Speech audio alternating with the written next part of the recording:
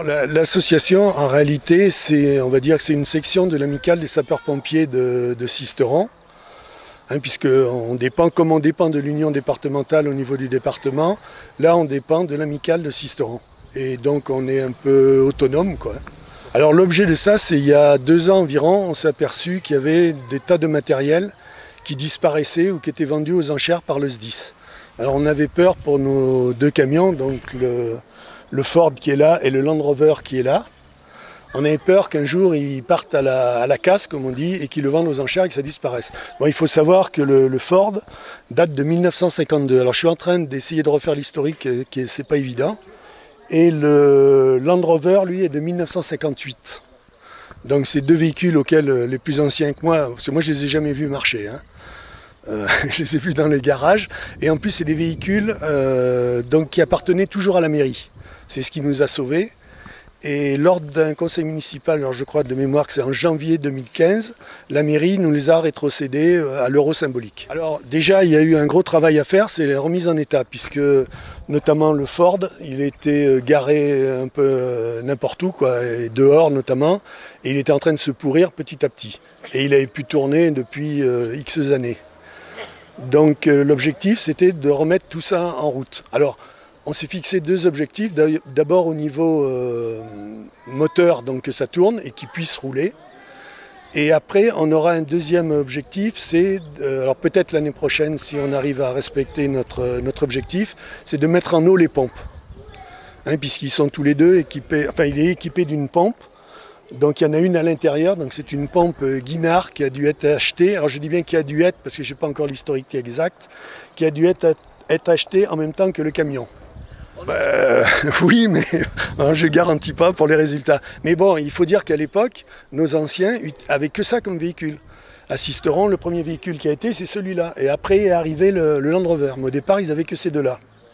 Alors les pièces, on a eu justement à trouver donc un fournisseur pour les pièces, puisque quand on a été à Digne, donc il y a à peu près 3 semaines, pour la journée nationale et le congrès de l'Union départementale, on avait mené le Ford et le Citroën. Alors le Citroën, il n'est pas à nous, il est à Digne, mais comme pareil, il pourrissait, nos collègues nous ont dit, si vous avez de la place, prenez-le.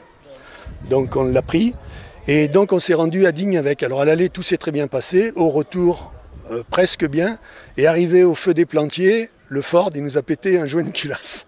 Grosse fumée bleue, bon, terminé.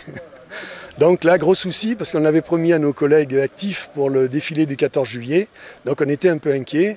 Donc le mécanicien en chef là-bas, l'homme aux moustaches là-bas, Jean Lorenz, dit chef mécano.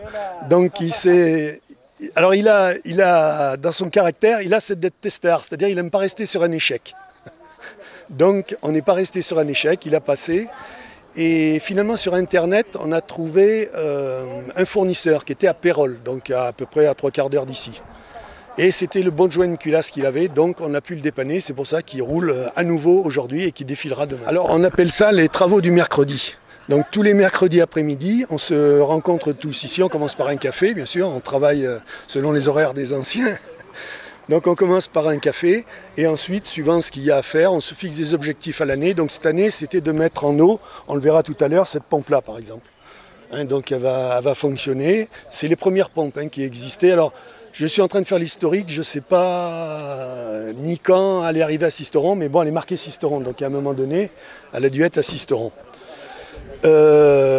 Donc on travaille tous les mercredis de 14h à, suivant la saison, 17h30, 18h. On suspend l'hiver parce que bon, dans le hangar il fait froid, donc on ne prend pas de risque. Et l'été, donc juillet-août, c'est pour ça qu'aujourd'hui on fait cette journée. C'est la fin des travaux on va dire de printemps, début d'été, puisqu'on arrêtera.